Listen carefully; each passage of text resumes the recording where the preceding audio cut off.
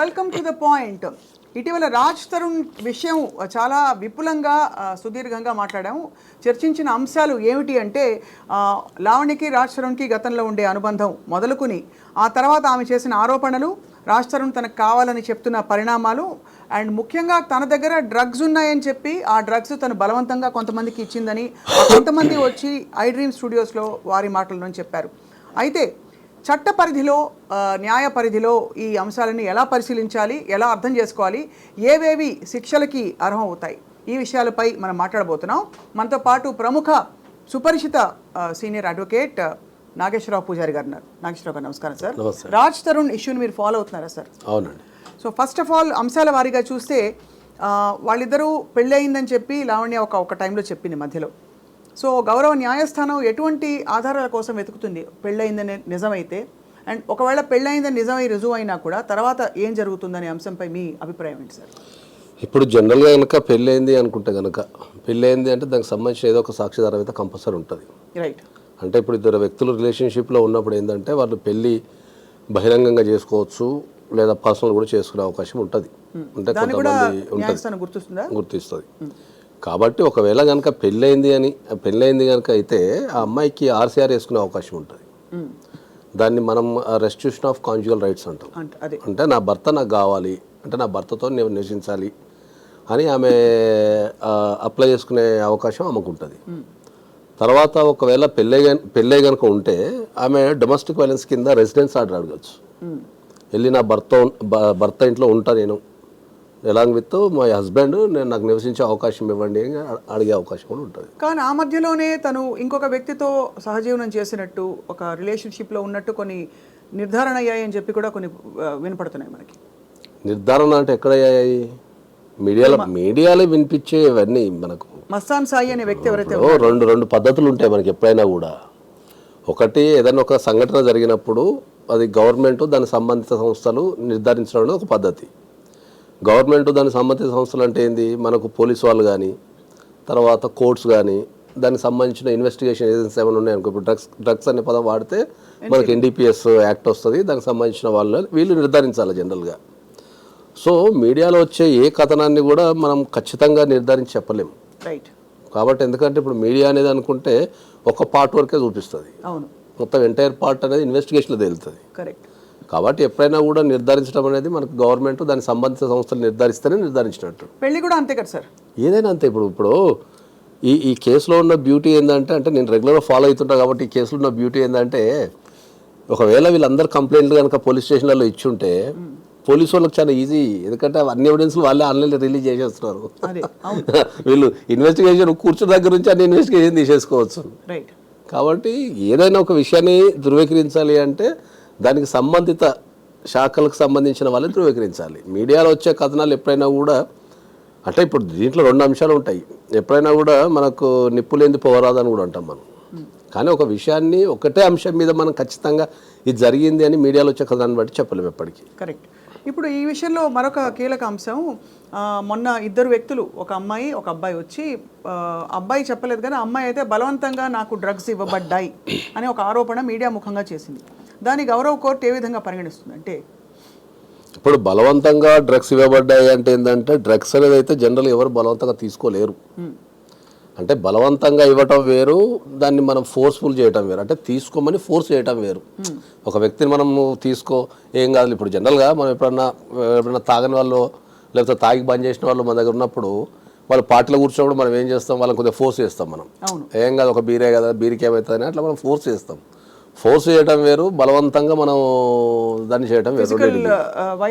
వైలేషన్తో చేయడం కష్టం. ఎందుకంటే డ్రగ్స్ అనేది మైండ్ కంటే మనసుకు సంబంధించింది కాబట్టి వాళ్ళు దాన్ని ఇష్టపూర్వకంగా తీసుకుంటేనే ఏమైనా యాక్సెప్ట్ అయ్యే అవకాశం ఉంటుంది. రైట్. కాబట్టి ఫోర్స్ఫుల్ చేసి ఉండే అవకాశం ఉంటుంది. తీసుకోవచ్చు, తీసుకో ఏం కాదు, తీసుకుంటే మంచిగా ఉంటుందేమో అని ఇట్లా చెప్పే అవకాశం ఉంటుంది. కానీ బలవంతం చేయడం అయితే డ్రగ్స్ తీసుకోవడం కష్టం. అది తెలియకుండా కలిపి ఇవ్వడం లేదు, తెలియకుండా ఒకసారి నోరు తెరని చెప్పేసి రాసేయడం నాలుగుకి, ఎందుకంటే అంటే ఏ దీనికి వస్తుంది, అసాల్ట్ కిందకి వస్తుందా లేక ఫోర్స్ఫుల్ కిందకి వస్తుంది? ఫోర్స్ఫుల్ కిందకి వస్తుంది. ఒకవేళ ఇది తెలవకుండా ఇచ్చినా కూడా ఫోర్స్ఫుల్ కిందకి వస్తుంది. ఒకవేళ ఇది ప్రూవ్ అయితే సార్, ఇది శిక్షార్హమా? ప్రూవ్ అయితే అంటే ఎప్పుడైనా కూడా అందరికీ మనం ఇవ్వాల్సిన క్లారిఫికేషన్ ఏంటి అంటే, డ్రగ్స్ దగ్గరికి వచ్చినప్పుడు ఏంటంటే డ్రగ్స్లో ప్రధానంగా ఇద్దరు ఉంటారు. ఒకరు అమ్మేవాళ్ళు, ఒకరు కొనేవాళ్ళు, వాడేవాళ్ళు. అమ్మేవాళ్ళు, వాడేవాళ్ళు. అమ్మేవాళ్ళని మనం జనరల్ ప్లెడ్లర్ అని, లేకపోతే సెల్లింగ్ చేసే వాళ్ళని సెల్లర్ అని రకరకాలుగా పిలుస్తాము. ఈ డ్రగ్స్ ఎవరైతే తీసుకుంటారో వాళ్ళని విక్టిమ్ అంటాం మనం. కాబట్టి ఎవరైతే అమ్ముతారో లేకపోతే అమ్మకానికి సహకరిస్తారో, దాన్ని అమ్మటానికి ట్రై చేస్తారో వాళ్ళకు పెద్ద శిక్షలు ఉన్నాయి. పెడ్లర్స్కి చాలా పెద్ద శిక్షలు ఉన్నాయి. అక్కడ ఉన్న క్వాంటిటీని బట్టి, వాళ్ళు అమ్మే డ్రగ్ను బట్టి వాళ్ళకు బెయిల్ ఇవ్వటం కూడా చాలా కష్టం ఉంది ఈ రోజుల్లో. ఇప్పుడు మనం మాట్లాడుతున్న సమాజంలో ఇప్పుడు వాళ్ళకు డ్రగ్స్కి సంబంధించి బెయిల్స్ కూడా చాలా కష్టమవుతున్నాయి కోర్టులలో. సో కోర్ట్స్ కూడా ఏంటంటే డ్రగ్స్ అనేది తొందరగా బెయిల్స్ ఏమి ఇస్తలేవు. సో మ్యాక్సిమం శిక్ష పడే అవకాశాలు ఎక్కువ ఉంటాయి డ్రగ్స్లో. కానీ విక్టిమ్కి వచ్చరికి ఏమైంది అంటే ఏంటంటే విక్టిమ్కి ప్రాసిక్యూషన్ నుంచి ఎగ్జంప్షన్ ఉంది ఇందులో. సో ఇప్పుడు ఎవరన్నా ఒక డ్రగ్స్ తీసుకొని, ఎందుకంటే జనరల్గా డ్రగ్స్ గురించి ఎక్కువ మాట్లాడా, ఎందుకంటే చట్టంలో ఉన్న ప్రొవిజన్స్ చెప్తే ఇంకా వినియోగం పెరిగే అవకాశం ఉంటుందేమో అనే ఉద్దేశంతో ఎప్పుడు నేను మాట్లాడగానే. కాబట్టి ఎప్పుడైతే విక్టిమ్స్ ఉంటారో వీళ్ళకు ప్రాసిక్యూషన్ నుంచి మినహాయింపు ఉంటుంది. ఎప్పుడు వీళ్ళు డ్రగ్స్ తీసుకున్నాను ఒప్పుకొని ఒక 15 days 1 month రిహాబిలిటేషన్ సెంటర్లో వీళ్ళు గడపాలా, గడిపి అక్కడ నుంచి సర్టిఫికేట్ తెచ్చుకోవాలా, ఏమని మేము డ్రగ్ క్లియర్ అయిపోయినాం, డ్రగ్ ఫ్రీ అయిపోయినాం, వీళ్ళు ఇంకా డ్రగ్స్ తీసుకునే అవకాశం లేదు, వీళ్ళ మానసిక పరిస్థితి కానీ వీళ్ళకి అలవాటు లేదని చెప్పి వాళ్ళు సర్టిఫికేట్ ఇస్తే ఆ సర్టిఫికేట్ తీసుకెళ్ళి మనం కోర్టులో కానీ లేదా పోలీస్ స్టేషన్లో కానీ మన పేరు కనుక ఉంటే అక్కడ నుంచి మనల్ని మినహాయించే అవకాశం ఉంటుంది ఆ కేసు నుంచి. సో ఎప్పుడైనా డ్రగ్స్ అనేది వచ్చినప్పుడు మనం ఆలోచించాల్సింది ఏంటంటే వీళ్ళు ప్లెడ్లరా లేకపోతే వీళ్ళు విక్టిమ్సా, అంటే వాడే వాళ్ళని ఆలోచించాలా. రెండిట్లో ఏదో ఒకటే ఉంటుంది. అలా కాదు, పెడ్లర్ కాదు, అమ్మలేదు, కానీ వాళ్ళ పొజిషన్లో ఉండే డ్రగ్స్ని ఒక 2-3 స్నేహితులకి, కొంతమందికి బలవంతంగా, కొంతమందికి చొరవతో ఇచ్చారు. వాళ్ళని ఏమంటారు? ఇప్పుడు ఎవరిది పొజిషన్లోనన్నా డ్రగ్స్ కనుక ఉంటే చట్టంలో ఏంది అంటే మనం ప్రతిదానికి ఒకటి కమర్షియల్ క్వాంటిటీ అని ఉంటుంది. అదే అంటే ఇప్పుడు గాంజా ఉందనుకో, ఒక వ్యక్తి ఎంతవరకు క్యారీ చేయొచ్చు, ఇట్లా రకరకాల డ్రగ్స్ ఎంతవరకు క్యారీ చేయొచ్చు, అసలు క్యారీ చేయకూడదు అనేది చట్టంలో స్పష్టంగా నిర్వచించిన టేబుల్ ఉంది. అవును. సో ఆ క్యారీ చేసినంత వరకు అయితే వాళ్ళు విక్టిమ్ కిందనే వచ్చే అవకాశం ఉంటుంది. ఒకవేళ వాళ్ళు వాడితే, అంతకంటే మించి ఉంటే వాళ్ళని కంపల్సరీ పెడ్లర్ కిందనే గుర్తిస్తారు. పెడ్లర్ కింద గుర్తిస్తారు. వాళ్ళు అమ్మిన అంటే డబ్బులు తీసుకున్నా లేకపోయినా పొజిషన్లో ఉంది అంటే దాని అర్థం నీ పొజిషన్లో చట్టానికి మించిన పరిమితి నీ దగ్గర ఉంది అంటే నువ్వు ప్లెడ్లర్ అయితే నీ దగ్గర ఉంటుంది. ఇప్పుడు ఈ అంశం మాట్లాడుతూ మొన్న లావణ్య గారు కూడా ఏమన్నారంటే దట్ ప్రీతి ఎవరైతే ఆరోపణ చేస్తున్నారో ఇలాగ తనకి బలవంతంగా డ్రగ్స్ ఇచ్చారు, చాలా కాలం పాటు డ్రగ్స్ ఇచ్చారు, తను రీహాబిలిటేషన్ సెంటర్కి వెళ్ళి నయం అయ్యి అందులో డిఎడిక్ట్ అయ్యి బయటకు వచ్చి సర్టిఫికేట్తో పాటు he's out right now.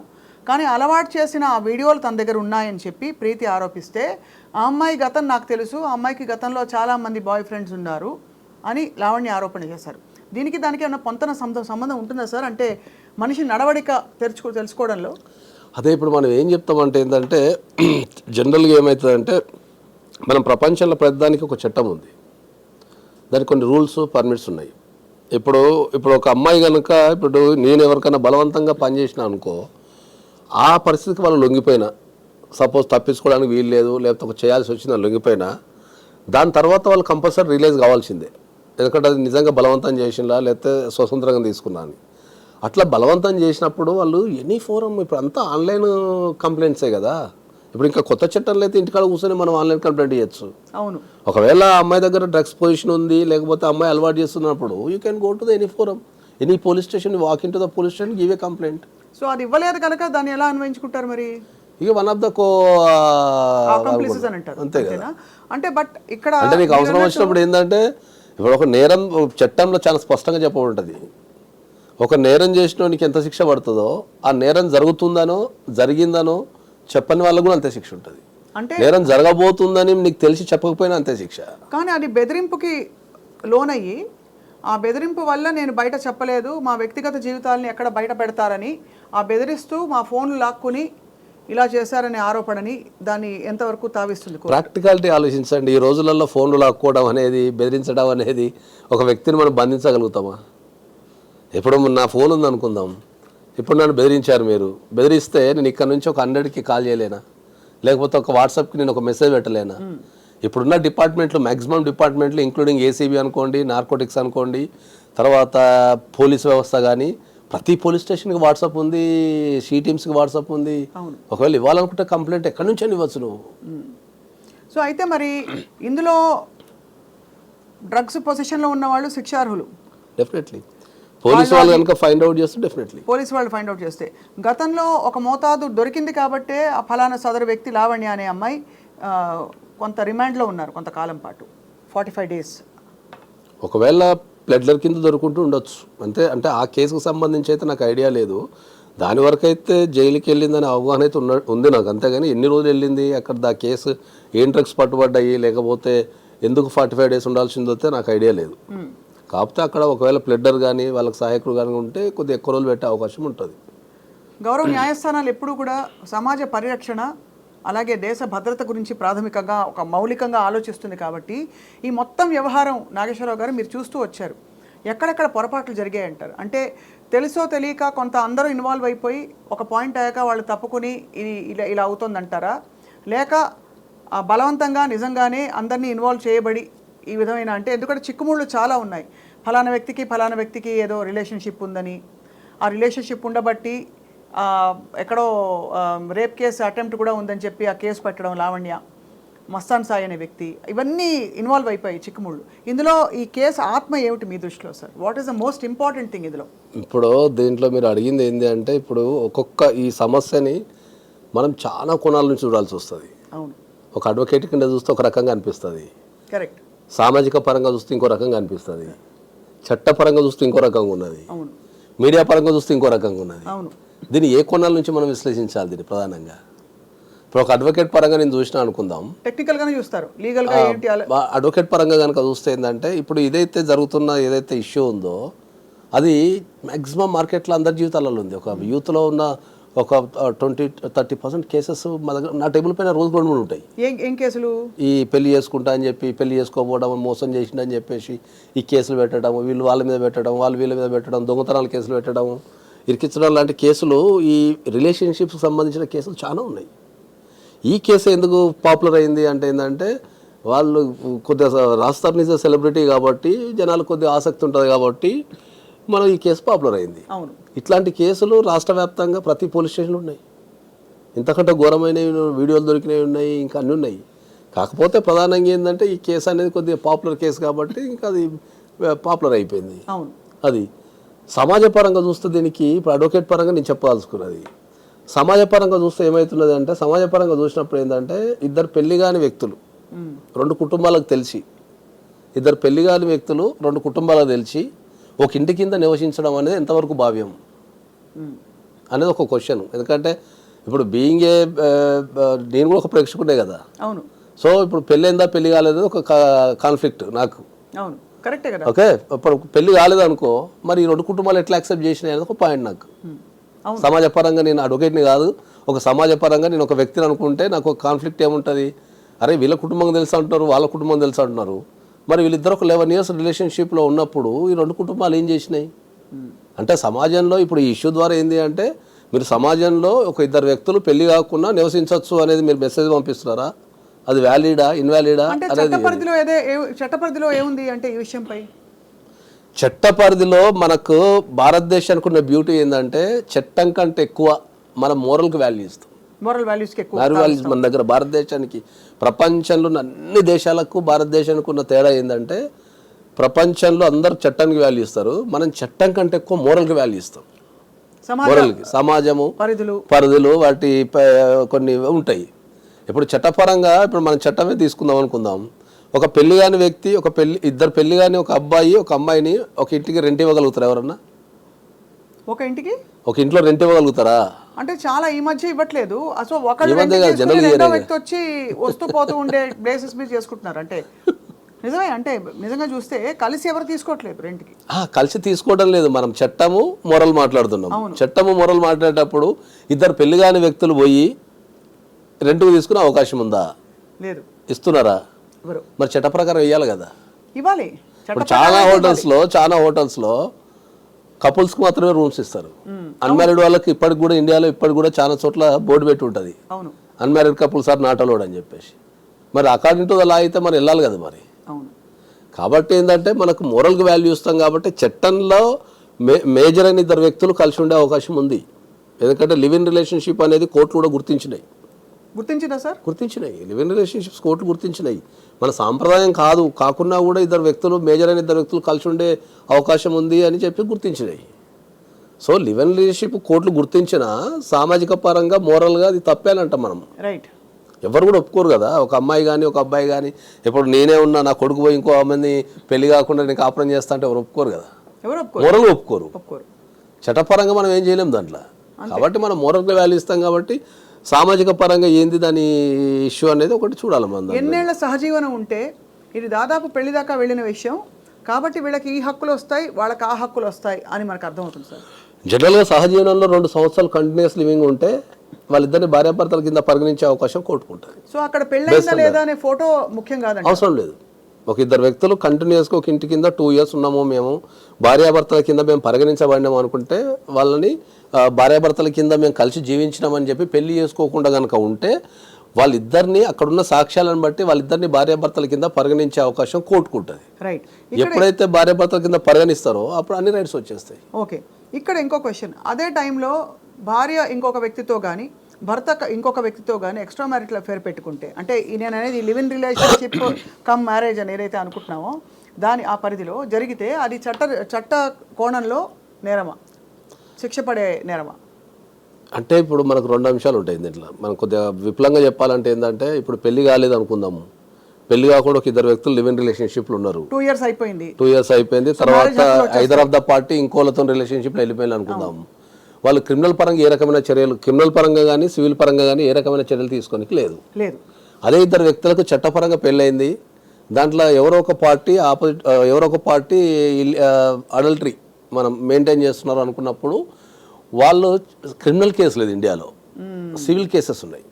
సివిల్లో divorce అడగటం కానీ కాంపెన్సేషన్ అడగడం సివిల్ రైట్స్ ఉన్నాయి. సివిల్ రైట్స్ ఉంటాయి. ఓకే. క్రిమినల్ రైట్స్ ఇండియాలో క్రిమినల్ రైట్స్ అయితే కాదు, క్రైమ్ పోలీస్ స్టేషన్కి వెళ్ళి కంప్లైంట్ ఇచ్చుకునే అవకాశం. సో ఇక్కడ అర్జెంట్గా ఒకటి ఫోటోలు ఏం పెట్టి ప్రూవ్ చేయక్కర్లే పెళ్లి చేసుకున్నామని, ఎందుకంటే live in it self is equal to 2 years of living is equal to marriage.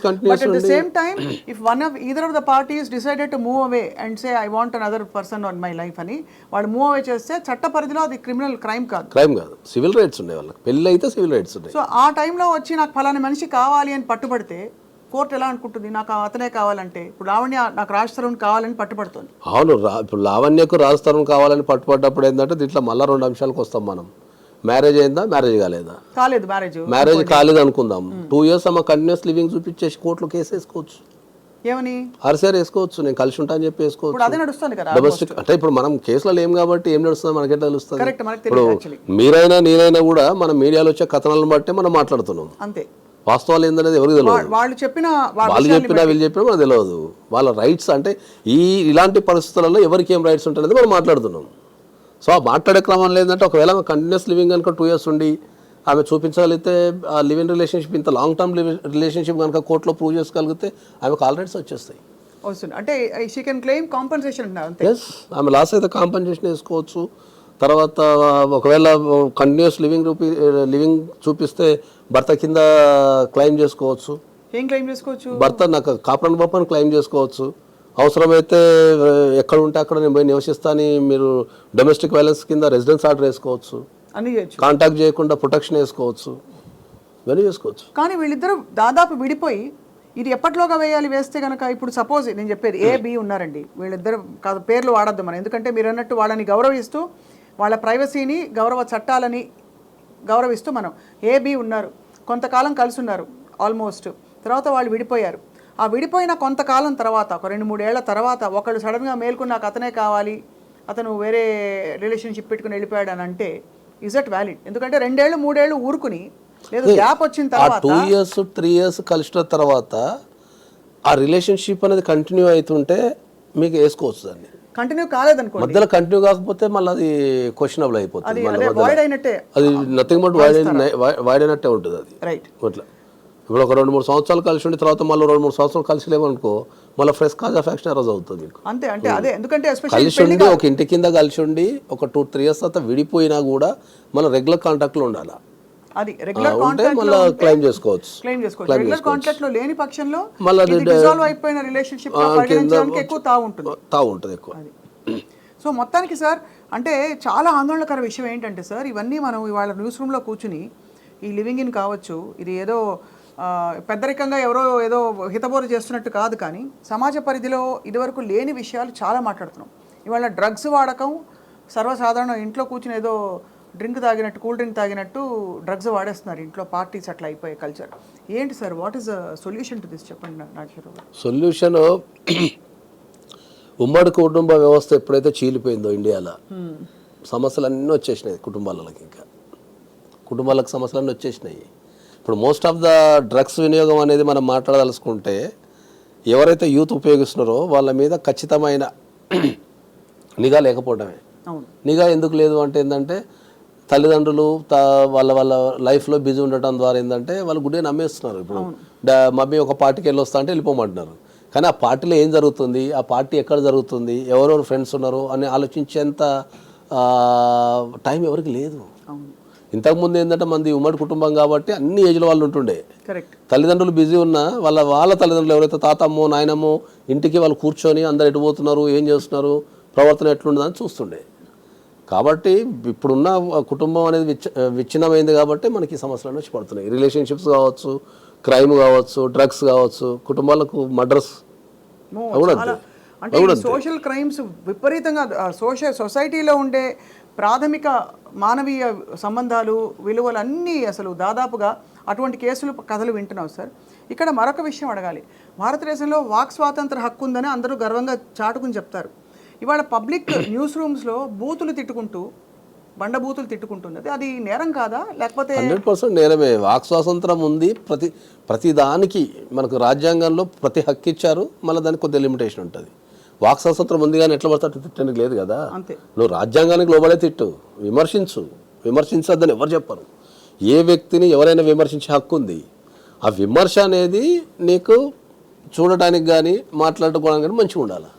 తిట్టుకునే లెవెల్కి వెళ్ళొద్దు ఎప్పుడు అనేది, అది పర్సనల్గా తిట్టుకునే లెవెల్కి వెళ్ళొద్దు అనేది చెప్తాం మనం. దానికి వాచ్ డాగ్ ఎవరు సార్? దాన్ని పరిధిలో పెట్టే వ్యక్తులు ఎవరు చెప్పండి? దాన్ని పరిధిలో పెట్టే వ్యక్తులు ఎవరు లేకున్నా కూడా ఎవరైతే అగ్రూప్ పార్టీ ఉంటారో వాడే వాచ్ డాగ్. ఇంకా వాళ్ళంతే. ఇప్పుడు నేను మిమ్మల్ని తిట్టినా అనుకో, మీరే వాచ్ డాగ్. ఇంకా మీరు వైపు పోలీసులకి కేసు పెట్టాలి అంతే. వాళ్ళకి బాధ్యత ఉండదంటారా? అదే చెప్తున్నా కదా మీకు, సామాజిక బాధ్యత అనేది ఇప్పుడున్న యూత్కి కానీ ఇప్పుడున్న జనాలకు కానీ లేదు. ఎందుకంటే ఇంతకుముందు సమాజం అనేది సామాజిక బాధ్యత భయంతోనే బతికిపోయినాం మనం. మీకు నేను కొన్ని లక్షల ఉదాహరణలు చెప్తాను మీకు, సామాజిక బాధ్యత లేదు అంటే లక్షల ఉదాహరణలు చెప్తాను నేను మీకు. ఇప్పుడు ఇంతకుముందు ఒక పెళ్ళైన అమ్మాయి ఉంటే, ఆ పెళ్ళైన అమ్మాయి పండగ పూట ఒక 30 సంవత్సరాల క్రితం వెనక్కి వెళ్తే, పండగ పూట ఒక ఇంటికి వెళ్తే ఒక్కరోజు ఎక్స్ట్రా ఉన్నా కూడా ఈ ఇంటి పక్కల చుట్టుపక్కల వాళ్ళందరూ అడిగేటోళ్ళు, ఏమైంది ఇంకా పోలేదా, ఇంకా అయ్యో ఇంకా పండగ అయిపోయింది కదా, మీ అల్లు రాలేదా, తీసుకపోవడా, లేకపోతే మీరు పంపారా అని వాకం చేసేటోళ్ళు. ఆ భయానికి బస్సు ఎక్కిస్తుండే, అర్థమైందా?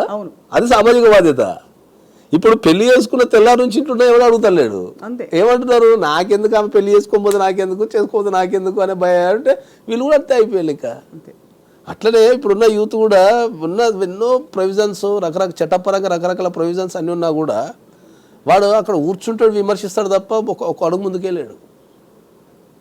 ప్రభుత్వాలన్నీ సరిగ్గా నిలవడానికి మనకు ఆర్టీ యాక్ట్ పెట్టారు, వాచ్ డాగ్ అని చెప్పారు ఇంతకుముందు. అంతే, వాచ్ డాగ్ అందరున్నా కూడా మన ప్రతి పౌరుడు వాచ్ డాగే టు ద గవర్నమెంట్. కరెక్ట్. ఏ డిపార్ట్మెంట్ అయినా ఏ టైం అయినా పోయి క్వశ్చన్ అడిగి నాకు పలానా ఇన్ఫర్మేషన్ ఇవ్వాలంటే ఇవ్వాలి వాళ్ళు తప్పకుండా. కరెక్ట్. మరి ఎన్ని ఆర్టీ అప్లికేషన్లు మన సోకాల్డ్ యూత్ ఎన్ని ఆర్టీ అప్లికేషన్లు వేసి ఇప్పుడు రోడ్లు బాగాలేవని తిట్టుకుంటున్నాం, కానీ మరి రోడ్డుకు సంబంధించి ఏమైంది, మరి దీనికి ఎందుకు వేస్తలేరు రోడ్లు, మరి మా ట్యాక్స్ పన్ను ఏమైందని ఎవరు అడుగుతున్నారు? కాబట్టి వాచ్ డాగ్ అనేది సమాజంలో అందరం వాచ్ డాగ్. చాలా మొత్తానికి సార్ బాధాకరమైన పరిణామాలు ఏంటంటే యువత వాళ్ళు ఇప్పుడు వాళ్ళ పేరెంట్స్కి ఎంత కడుపు కోత అనిపిస్తుంది. వాళ్ళు బయటకు వచ్చి సరే వేరే వాళ్ళు అలవాటు చేశారో, వాళ్ళు అలవాటు బారిన పడ్డారో, ఏదైనా సరే పిల్లలకి దురలవాట్లు లేకపోతే హానికరమైన అలవాట్లు ఉన్నాయంటే తల్లులకి తండ్రికి బాగా గుండె తరుక్కుపోతుంది సార్. నేను అందరికీ చెప్తున్నా ఏంటంటే కొద్దిగా పిల్లల మీద ఎప్పుడు కూడా దృష్టి పెట్టమని చెప్తాను నేను కంపల్సరీ. కాలేజీలలో కానీ, ఇంజనీరింగ్ కాలేజీలో కావచ్చు, మెడికల్ కాలేజీలో కావచ్చు, తర్వాత వీళ్ళు వెళ్ళే పార్టీస్ కానీ, ఈ పబ్స్కి వెళ్ళినప్పుడు కానీ ఖచ్చితంగా వాళ్ళని ఒక వేయగలిగితేనే రేపు ఎవరికి ఆ కడుపు కోత అనేది ఉండదు. అది నేను చెప్పేది. రైట్ నాగేశ్వరరావు గారు, చాలా ఆలోచింపజేసే విషయాలు. అంటే చట్ట పరిధిలో వచ్చే విషయాలు కొన్ని టెక్నికల్గా ఉన్నా ఉండకపోయినా సమాజ పరిధిలో కొన్ని అన్యాక్సెప్టబుల్, తప్పు రైటు శిక్షలు పడతాయని పక్కన పెడితే అన్యాక్సెప్టబుల్ విషయాలు ఇంకా చలామణి అవుతున్నాయి. వాటికి మేబీ శిక్ష పడకుండా తప్పించుకోవచ్చు, కానీ గౌరవము, హుందాతనము, ఇంకా తర్వాత విలువలు కోల్పోయి బ్రతకడం అన్నది కూడా అది అంత శ్రేయస్కరమైన పరిణామం కాదు. ఎందుకంటే వాళ్ళ ద్వారా ఇంకా తర్వాత తరాలకి, వాళ్ళ పిల్లలకి వాళ్ళు చెప్పుకునే నేను అది చాలా సందర్భాల్లో అందరికి చెప్తాను. నేను వ్యక్తిగత విషయం వేరు, సామాజిక పరమైన విషయం వేరు అని చెప్తాను. నేను ఇప్పుడు వ్యక్తిగత విషయాన్ని ఎప్పుడు కూడా మీడియాకి ఇవ్వద్దని చెప్తాను ఎప్పుడు. ఓకే, ఎందుకంటే ఇప్పుడు సామాజిక పరమైన ఇష్యూలు అంటే ఏంటంటే ప్రపంచానికి తెలవాలా, ఏం తప్పు జరుగుతుంది, ఏం తప్పు జరగటం లేదన్నది ప్రపంచానికి తెలవాలి. కాబట్టి అది మీడియాకి ఇవ్వడంతో, మీడియాలో చర్చ జరగడంతో బాగానే ఉంటుంది. వ్యక్తిగత విషయాలు ఏవైతే ఉంటాయో అవి మనం ఒక వ్యక్తి మీద పగ తీర్చుకోవడానికో లేకపోతే ఇబ్బంది పెట్టడానికో మనం మీడియాకి వెళ్ళడం ద్వారా, ఇప్పుడు మీడియాలో ఉన్న రికార్డులన్నీ అట్నే ఉండిపోతాయి కదా. రేపు ఇంకా 10 ఇయర్స్కో 5 ఇయర్స్కో ఏదో ఒక సంఘటన జరిగినప్పుడు ఎవరో ఒకరు గుర్తు చేస్తూనే ఉంటారు. వాళ్ళు రేపు పెళ్లి చేసుకున్న క్యారెక్టర్ అసోసియేషన్ అన్నీ జరుగుతుంటాయి. కాబట్టి తప్పకుండా చేయకూడదు. మీడియా కూడా నియంత్రణ పెట్టుకోవాలి కదా సార్. ఇక మీడియాని నియంత్రించడం కష్టం లేదు ఇంకా, ఎందుకంటే దాన్ని అన్ని రకాల చేతుల నుంచి వెళ్ళిపోయింది. కాబట్టి కనీసం ఒక చెప్పు చూపించకపోతే ఆ మాత్రం డ్రామా లేదా అనే చందంగా తయారైంది చాలా వరకు మీడియా. దానికి మీడియా కూడా నియంత్రించుకోవాలి. మనం ఏ సంస్కారం చూపిస్తున్నాం. కాకపోతే నేను అందరికి చెప్పేది ఏంది అంటే, ఇట్లాంటి ఇష్యూస్ ఉన్నప్పుడు మనం కోర్టు నుంచి ఇంజెక్షన్ ఆర్డర్ తెచ్చుకోవచ్చు ముందే. ఇది చాలా ఇంపార్టెంట్ పాయింట్. ఇది చాలా మందికి తెలియదు. విషయం ఏంటంటే, నేనే స్వయంగా ఇట్లాంటి ఒక 2 టాప్ మోట్ ఇష్యూలలో నేనే పోయి ఇంజెక్షన్ ఆర్డర్ తెచ్చిన. ఏం ఇంజెక్షన్ ఆర్డర్ అంటే ఏంటంటే, నా గురించి ఎక్కడ మాట్లాడడానికి లేదు అని చెప్పేసి తెచ్చిన. నేను ఏ మీడియాలో కానీ శాటిలైట్లో కానీ ఎక్కడ ప్రెస్ మీట్ పెట్టడం కానీ, నీకేమైనా నా వల్ల ఇబ్బంది కలిగితే, నా వల్ల అన్యాయం జరిగితే నువ్వు కోర్టుకు వెళ్ళు లేదా పోలీస్ స్టేషన్కి వెళ్ళు. మీడియాకి ఎక్కే అధికారం రాలేదు, ఎవరు తీసుకోవద్దని మీడియా సంస్థలకు, at the same time operate వ్యక్తులకు కూడా మనం ఆర్డర్ తెచ్చుకోవచ్చు. రైట్, చాలా ఇంపార్టెంట్ వ్యాలిడ్ పాయింట్ చెప్పారు సార్. చాలా మంది సెలబ్రిటీస్కి ఇది యూస్ఫుల్ ఇన్ఫర్మేషన్, చాలా యూస్ఫుల్. అది ఎందుకంటే సెలబ్రిటీస్ అనే కాదు, ప్రైవసీ మీరు సెలబ్రిటీ కాకపోయింది. ఇప్పుడు నార్మల్ వ్యక్తులు ఏంటంటే, మీడియా పెరగడం ద్వారా ఏమైపోయిందంటే, ఇప్పుడు పెళ్ళం మూళ్ళ మధ్యలో గొడవ జరిగింది అనుకో, కథం పెళ్ళం వెళ్ళి టెంట్ వేయడం, ఇంటికాడ కూర్చొని ధర్నా చేయడం, మీడియాకి ఎక్కేసి కమాన్ అని చెప్పడం, ఉన్న విషయాలు చెప్పడం జరుగుతున్నది. కాబట్టి ఇది ఒక సామాన్య వ్యక్తికి ఎట్ ద టైం సెలబ్రిటీస్ కూడా పనిచేస్తారు. కోర్టులలో జరిగే డిలేస్ వల్ల సత్వర న్యాయం కావాలి, అటెన్షన్ రావాలి ఈ కేసు కానీ చాలా మంది స్వచ్ఛందంగా వెళ్ళి అందుకే వాళ్ళు అలా చేసుకుంటున్నారు. కోర్టులలో డిలే ఉన్నమాట వాస్తవం, కానీ ఇప్పుడు అంతా డిలే లేదు, ఒకప్పుడున్నంత డిలే లేదు. అక్కడ కూడా టెక్నాలజీ పెరిగింది, అక్కడ కూడా స్పీడప్ చేస్తున్నారు, అక్కడ కూడా టార్గెట్స్ అవి ఇవి అన్నీ ఉన్నాయి. సో జనాలు అనుకున్నంత పెద్ద డిలే ఏం లేదు కోర్టులలో. కాకపోతే ఆయంత టైం కూడా ఆగే ఓపిక ఎవరికి లేదు. రైట్, నాగేశ్వరరావు పూజారి గారు, ధన్యవాదాలు సార్. మీరు expert on so many issues, especially marriage and డివోర్స్కి సంబంధించిన ఇష్యూస్లో ఇవాళ చాలా కొత్త కోణం చూపించారు ఇవాళ ఈ జరుగుతున్న ఈ డెవలప్మెంట్స్లో. థ్యాంక్ యూ వెరీ మచ్, ధన్యవాదాలు. And thank you all for watching to the point.